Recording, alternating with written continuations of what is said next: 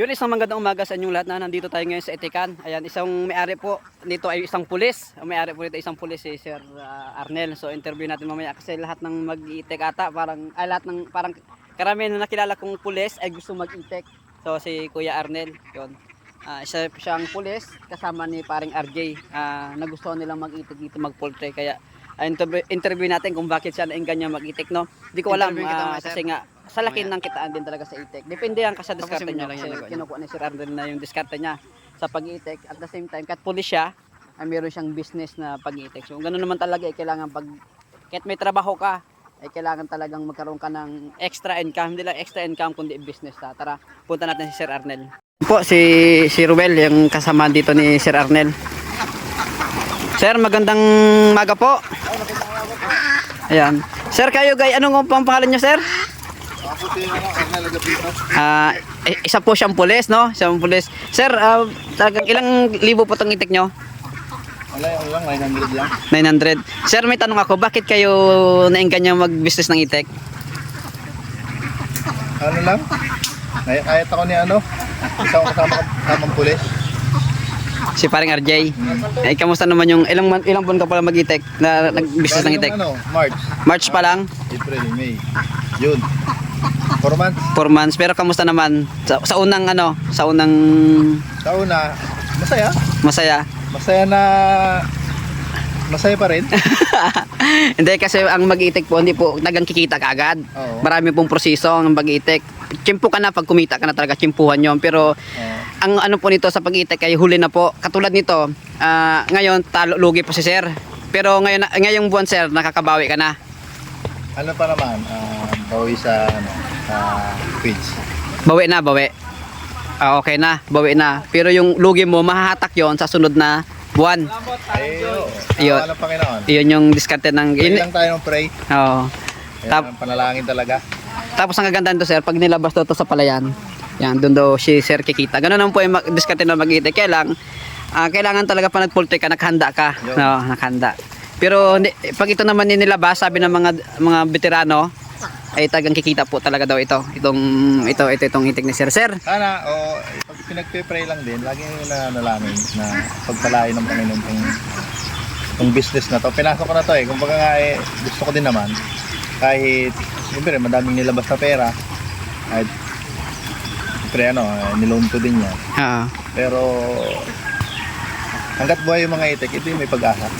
Yan, andun yung punan Pwede paiklugin niya ni Lord. Tama, Sir. Si Lord ang bahala dyan. Ayan si Sir Arnel Agapito, nag-business ng itik na. Sa gustong mag-business ng itik, yun ang kwento ni Sir Arnel. Hindi po... laksan nyo lang loob nyo. Lakasan na ng loob to. Nakatiwala sa Panginoon. Yun. Maging masaya. Yan. Dahil risk naman nyo talaga ang business kasi, siyempre, naisip-isip mo na dapat malakas ang loob mo. Either kumita ka o hindi, at least may experience ka. Di sa susunod, alam mo na. Ayun, tama. Dumiskarte. At least kahit pa paano, may business ka na extra. Kasi sa totoo lang po, ang mag-itik malaki pong kitaan. Ang sabi sa akin ng mga veterano mag-itik, may ano lang daw silang kumapit ng pera. Tawag yan. Hindi sila marunong kumapit ng pera. Ito si Sir aral to, teacher di ba Sir, asawa mo na?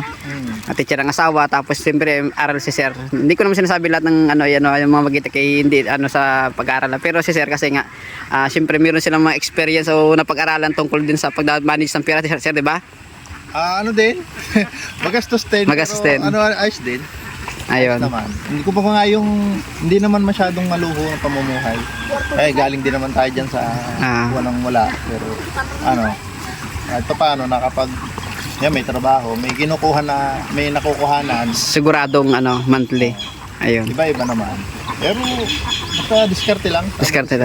Pati Sir, talagang marami daw talagang kitaan sa itik. Oo. Yun ang sabi sa akin ng mga tao.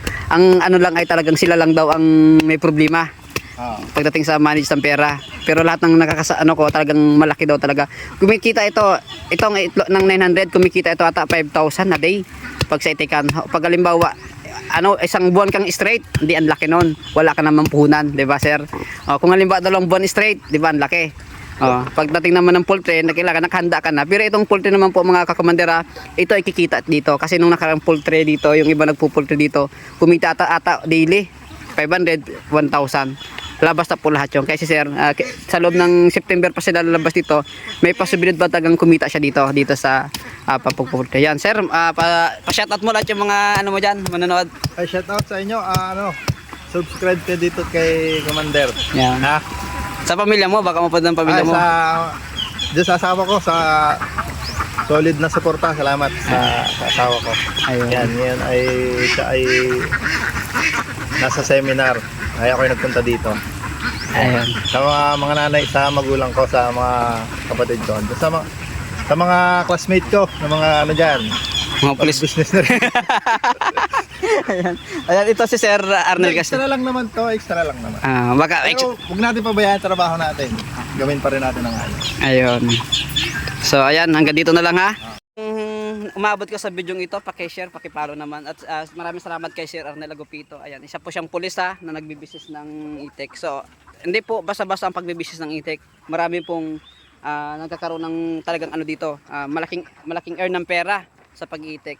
So yun lang nga, pag manage lang daw talaga ng pera, sabi ng mga veteranong mag-itik. Kasi po malaki po talaga ang kitaan dito sa pag-itik. So hanggang dito na lang. Maraming salamat. God bless all.